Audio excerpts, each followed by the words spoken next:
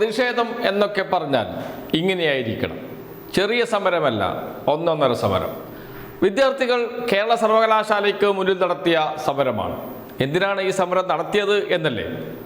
അത് അറിയണമെങ്കിൽ കഴിഞ്ഞ ദിവസം വൈസ് ചാൻസലർ മോഹനൻ കുന്നുമ്മൽ നടത്തിയ ഒരു പ്രസംഗവും അതിനോട് വിദ്യാർത്ഥികളുടെ പ്രതികരണവും കാണണം. ആദ്യം അത് കാണാം. നിങ്ങൾ പാറ്റയാണോ കോക്രോച്ചാണോ അല്ല എന്നുള്ളവർ ഒന്ന് ഉറച്ചു പറഞ്ഞേ. എനിക്ക് സംശയമായി, ചിലപ്പോഴും പാറ്റയാണോ എന്ന്. ആണോ? ആ മിടുക്കി പറഞ്ഞു. ബാക്കി എല്ലാരും കൂടെ ഉറച്ചു പറഞ്ഞേ. എല്ലാരും കൂടെ ഒന്ന് പറഞ്ഞേ അല്ല എന്ന്. പോരാ പോരാ, ശബ്ദം പോരാ. ഉച്ചയ്ക്ക് ഭക്ഷണം കഴിച്ചില്ലേ? ചായ കിട്ടിയല്ലോ. ഈ പ്രസംഗം കേട്ടാൽ നമുക്ക് ഒരു കാര്യം മനസ്സിലാകും. മോഹനൻ കുന്നുമ്മൽ എന്ന കേരള സർവകലാശാല വൈസ് ചാൻസലർ ഒരു സംഘപരിവാറുകാരനാണ്. സംഘി എന്ന് SFIക്കാരും അതോടൊപ്പം തന്നെ എതിരാളികളും രാഷ്ട്രീയ എതിരാളികളും ഒക്കെ വിശേഷിപ്പിക്കുന്നു ഇപ്പോൾ മോഹനൻ കുന്നുമ്മൽ എന്ന വൈസ് ചാൻസലറെ. ഒരു വൈസ് ചാൻസലർ എന്തായിരിക്കണം, എങ്ങനെയായിരിക്കണം എന്ന് നമ്മുടെ മനസ്സിൽ ഒരു സങ്കല്പമുണ്ട്.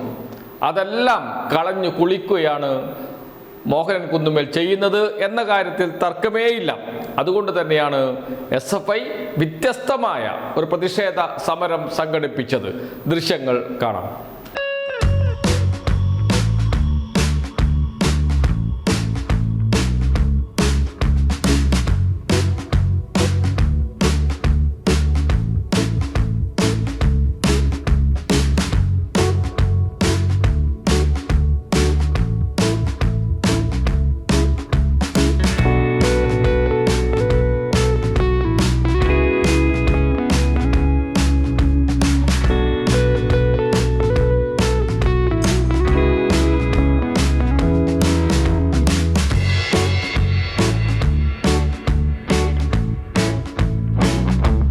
മോഹനൻ കുന്നുമ്മലിന്റെ ചിത്രമാണ് പ്രേക്ഷകർ കണ്ടത്. അദ്ദേഹം കാക്കി നിക്കറിട്ട് വെള്ള ഷർട്ടുമിട്ട് നിൽക്കുന്ന ചിത്രം. ആ ചിത്രത്തിന് പൊട്ടുതൊടിയിൽ മത്സരമാണ് നടന്നത്. എന്തായാലും വളരെ പ്രതീകാത്മകമായ, എല്ലാവരും ശ്രദ്ധിക്കപ്പെട്ട സമരം. ഈ സംഭവം എന്ന് വെച്ചാൽ കഴിഞ്ഞ ദിവസം മോഹനൻ കുന്നുമ്മൽ നടത്തിയ പ്രസംഗം, അതിൽ മാത്രമല്ല വിദ്യാർത്ഥികൾ പ്രതിഷേധിച്ചത്. കേരള സർവകലാശാലയെ സംഘീവൽക്കരിക്കുന്ന നടപടികളുമായി മുന്നോട്ട് പോവുകയാണ്. ഒന്നല്ല, ഒരുപാട് ഉദാഹരണങ്ങൾ നമുക്ക് പറയാൻ കഴിയും. അതിനെതിരെയുള്ള പ്രതിരോധമാണ് ഇപ്പോൾ കേരള സർവകലാശാലയിൽ നടക്കുന്നത്. ഉന്നത വിദ്യാഭ്യാസ വകുപ്പ് മന്ത്രിയുണ്ട്, നമുക്ക് ഒരക്ഷരം മിണ്ടുന്നില്ല. മുഖ്യമന്ത്രി ഇതിനെതിരെ പ്രതികരിക്കുന്നില്ല.